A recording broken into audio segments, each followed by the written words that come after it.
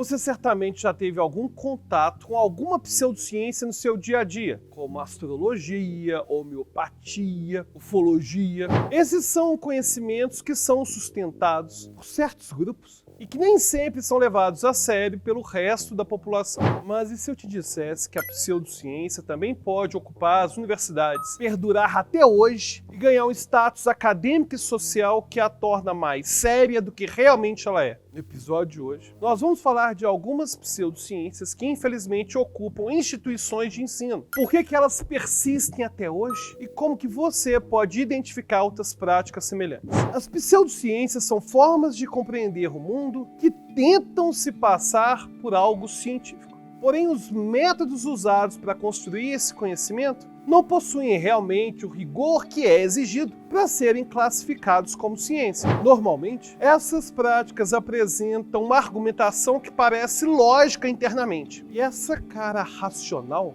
pode ser confundida com método científico. Por exemplo, a homeopatia parte da ideia de que é preciso diluir um princípio ativo que cause sintomas parecidos com o que o paciente está sentindo, pois a base do pensamento da homeopatia é o de que semelhante cura semelhante. Pode até parecer que essa argumentação tem algum sentido. E até tem, se a gente pensa, por exemplo, no princípio por trás de uma vacina, é justamente isso que está acontecendo. O problema é que, quando a gente observa um medicamento homeopático, bioquimicamente falando, lá só tem água. E quando a homeopatia é testada em ambiente controlado, é possível perceber que não acontece realmente o efeito proposto. Ou seja, na verdade, essa ação que é atribuída à homeopatia, ela é bioquimicamente errada. Ou seja, não basta a gente ter uma coerência interna da área de conhecimento para ela ser considerada ciência. É necessário que haja a possibilidade de submeter as hipóteses ao teste e confrontar com evidências que encontramos. Esse princípio é uma das bases da filosofia da ciência contemporânea e é conhecida como falsibilidade.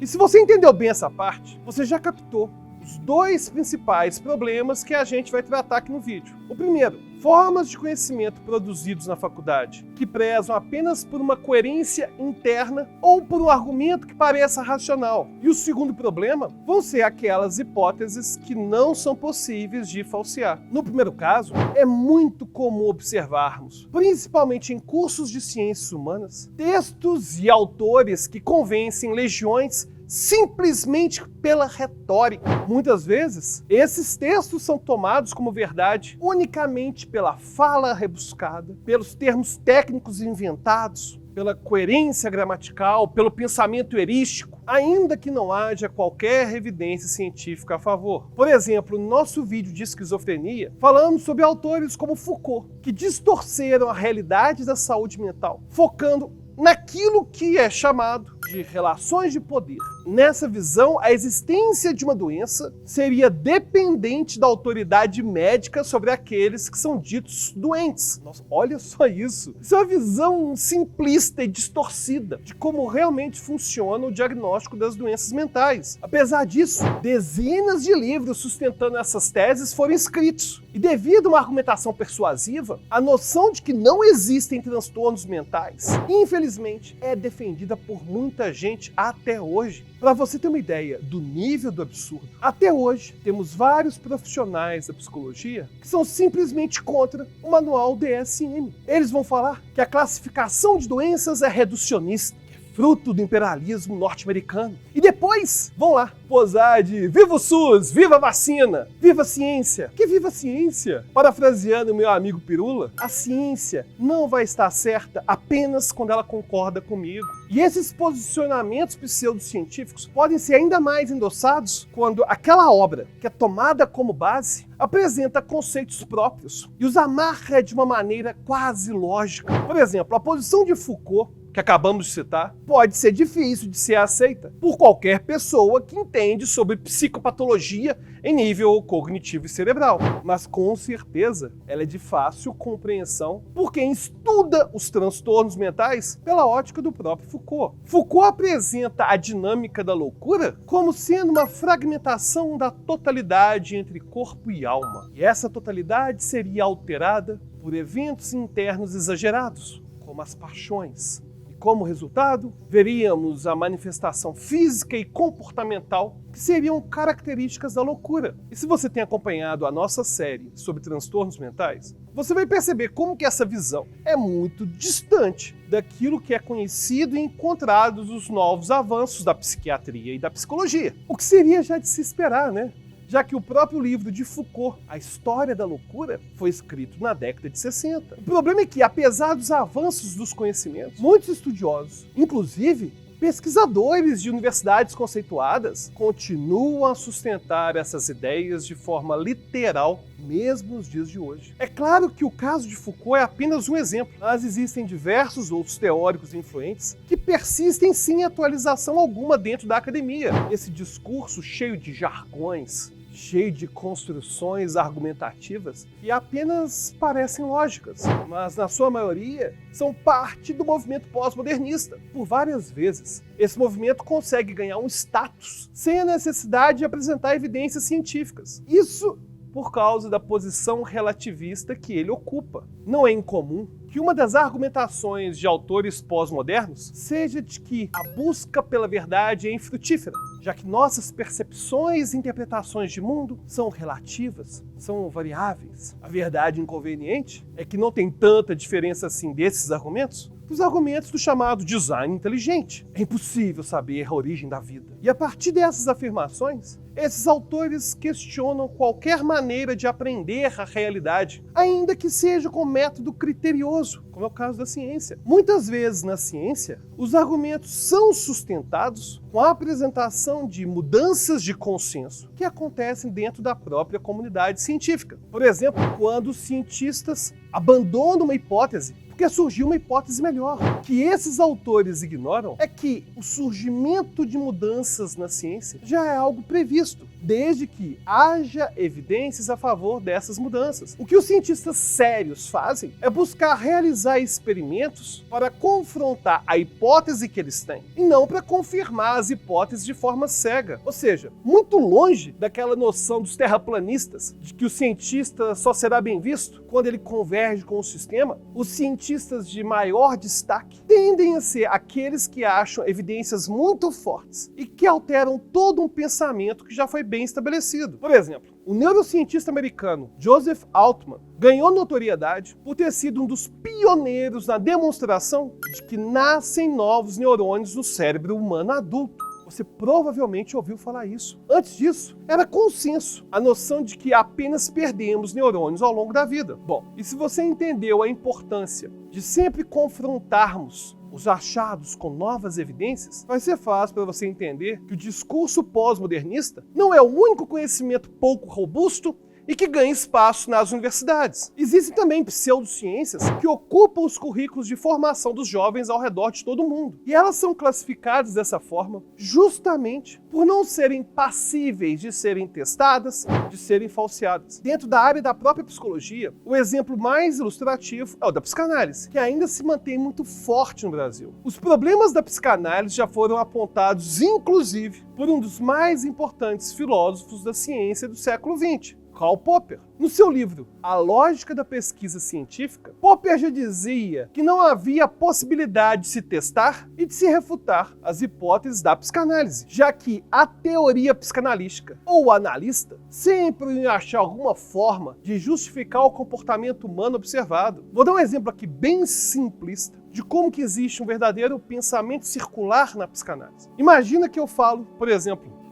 na verdade, as filhas têm ódio da mãe porque querem ficar com o pai. Aí eu pergunto, usando método científico, para uma menina. E aí, você tem ódio da sua mãe? Tenho ódio da minha mãe. Beleza, tá indo bem, hein? Aí eu pergunto para outra menina. E aí, você tem ódio da sua mãe? Ela responde não. Eu amo minha mãe. Ah, você tá usando mecanismo de defesa. No fundo, você odeia a sua mãe. Me desculpe aí pela simplificação, mas eu queria te mostrar como que funciona esse pensamento circular. Ele simplesmente não é falseável, não passa pelo teste científico. Se observarmos tudo aquilo que já foi pesquisado, escrito sobre psicanálise, a gente vai perceber que a maioria dos defensores da psicanálise escrevem com base em poucos casos analisados e que acabam servindo como uma forma de confirmar aquilo que a teoria já previa. Por exemplo, Frank Tsioff, no seu artigo o caso da etiologia sexual das neuroses de Freud. Ele aponta não só que as propostas de Freud sobre a etiologia sexual se mostram infalseáveis, mas também que houve uma dedicação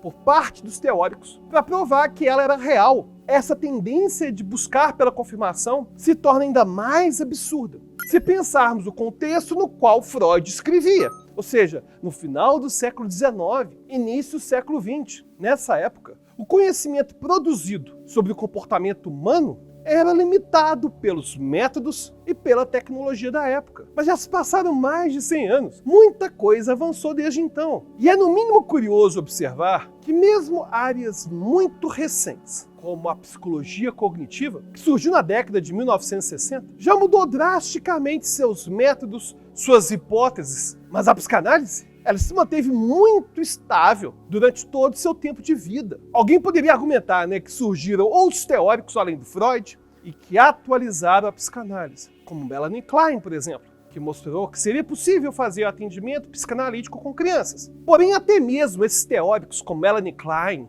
Lacan, recorriam a métodos de confirmação de suas hipóteses. E esses grandes representantes da psicanálise, como Jung, Lacan, são interpretados ao pé da letra até hoje, ainda que tenham morrido há décadas, quando ainda nem tínhamos técnicas de imageamento cerebral e ainda nem tínhamos passado pela revolução neurocientífica da década de 1990. Avanços que nos ajudaram a compreender o nosso comportamento e o funcionamento da nossa mente. Por causa da estagnação dessa e de outras áreas, acontece algo muito característico das pseudociências. Elas não conversam com outras áreas do conhecimento. Para comparar com uma área que utiliza de métodos científicos de verdade, a psicologia cognitiva foi muito beneficiada e também forneceu muitos insights para áreas como neurociência, psicofisiologia, estudos comparativos com outras espécies, pesquisas sobre a evolução do comportamento humano e até mesmo antropologia, arqueologia. Porém, o discurso fechado da psicanálise impede uma articulação com outras produções científicas. Inclusive, na tentativa de dar um ar de credibilidade para suas hipóteses, Lacan trouxe para seus trabalhos conceitos de várias áreas como lógica e matemática. Porém, geralmente, esses conceitos eram distorcidos de forma a encaixar nas suas ideias. É o extremo dessa prática de confirmação, já que até mesmo outros conhecimentos com pouca relação direta conseguem servir ao glorioso propósito das hipóteses levantadas. Além dessa confirmação em massa, uma outra característica das pseudociências, e logicamente das pseudociências que são ensinadas nas universidades, é a desqualificação do crítico, na medida em que os defensores afirmam que aqueles que não são especialistas não possuem direito de criticar uma ideia que eles não dominam. Isso aconteceu, por exemplo, com a Bibi Bailas, do canal Física e Afins, ao trazer evidências sobre os perigos da constelação familiar. Como se eu tivesse que ser um fadólogo para poder falar que fadas não existem. Alguns praticantes comentaram e fizeram um react afirmando que ela não tinha propriedade para falar, pois não diz respeito à formação dela. Mas vale dizer que não é necessário saber tudo sobre uma área para saber que não se trata de uma prática científica. Basta saber quais são os parâmetros para classificar um conhecimento como sendo científico ou para separar estudos bem conduzidos de métodos de investigação que são mal elaborados. Ou seja, não é porque um conhecimento parece racional ou porque ele está sendo produzido dentro de universidades por profissionais respeitados, que ele será um conhecimento científico. Em geral, o apelo das pseudociências é justamente o de querer passar-se por ciência, quando, na verdade, estão apenas produzindo argumentos circulares. E essa presença de pseudociências dentro das universidades, na própria grade curricular, já é um grande problema, já que descredibiliza aqueles que foram confiados socialmente a produzirem ciência. Além de também sustentar a formação de novas gerações de pesquisadores que não sabem do que se trata a ciência. Isso sem falar da formação de profissionais, que devido a uma formação científica deficitária, terão dificuldade de atuar de maneira sólida. Bom, dito tudo isso, você pode se perguntar o porquê de o discurso pós-moderno e o de as pseudociências ainda ocuparem tanto espaço nas universidades, já que se mostram muito prejudiciais à formação de pensadores e à produção de conhecimento sério. O primeiro ponto a ser citado é que muitos pesquisadores realmente acreditam que estão fazendo ciência. Eles realmente acreditam que estão produzindo conhecimento sério. Voltemos ao exemplo da psicanálise. As tentativas de Freud durante o século XX de tornar a psicanálise uma ciência fez com que os seus seguidores também absorvessem essa noção e continuassem perpetuando a ideia da psicanálise como ciência. Vale dizer que mesmo essa posição não é consenso entre os psicanalistas, já que há aqueles que não estão preocupados em investigar o quão científica a área é. E por falar da tentativa de Freud em tornar a psicanálise uma ciência, essa noção ainda ocupa o imaginário popular. E por isso, não é raro que psicanalistas sejam chamados para falar do comportamento humano como sendo alguém representando um conhecimento técnico e confiável. Não só isso, porque também existe uma procura mercadológica por esses profissionais, assim como de outras práticas pseudocientíficas, como a própria homeopatia.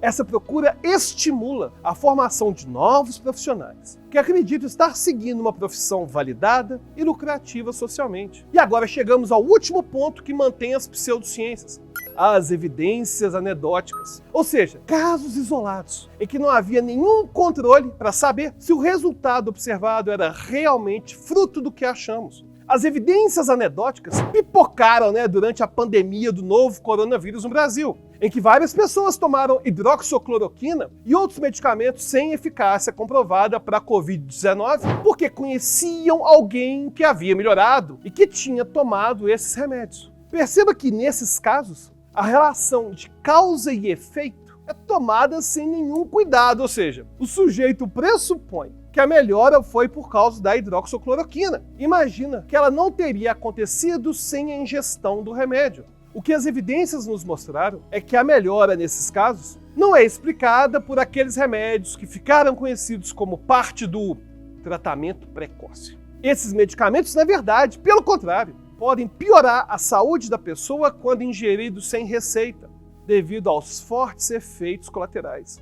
E trazendo para a realidade da psicanálise, é fácil dizer que ela é séria se você conhece alguém que passou pelo processo e se sentiu melhor. O problema é que, em termos científicos, não temos como assumir uma relação de causa e efeito entre as sessões de psicanálise que a pessoa teve e a sua respectiva melhora. Quando falamos de saúde física, saúde mental, temos que produzir práticas que são baseadas em evidências científicas, além, é claro, de fornecer o acesso a essas práticas para outras pessoas. E o ideal seria que, antes de buscar práticas pseudocientíficas, todos tivessem a oportunidade de saber que está lidando com algo que não tem evidência do seu funcionamento. E é claro que o conhecimento científico não é o único que existe, mas quando tratamos de conhecimento do mundo, é ele que nos permite ter uma melhor compreensão dos fenômenos à nossa volta. Tome cuidado com práticas que acreditam que não há uma verdade, pois, em geral, elas se apegam a um relativismo cego, que tende a não chegar em lugar nenhum, e por isso não nos fornece nenhuma ação direta no mundo. Uma outra forma de sintetizar esse pensamento é por meio da frase de David Hume, que diz o seguinte: o homem sábio faz com que a sua crença seja proporcional à evidência. Em tempos de pandemia, devemos sim exaltar o SUS, a ciência, a vacina. Claro, devemos combater todos esses chamados tratamentos precoces que não têm nenhuma evidência científica. Mas também a pandemia acaba surgindo como um bom momento para a gente refletir sobre toda a pseudociência que existe nas nossas próprias universidades. E você já sabia que tinham tantas práticas pseudocientíficas sendo ensinadas nas universidades como se fosse ciência? Aliás, você sabia que a própria homeopatia é uma especialidade médica? Gostaria de sugerir algum tema de neurociência aqui para o canal? Já deixa a sua sugestão nos comentários. E lembre-se, se você quiser receber mais vídeos como esse, já se inscreve no canal, já ativa o sininho, porque toda semana tem vídeo novo. E até a próxima.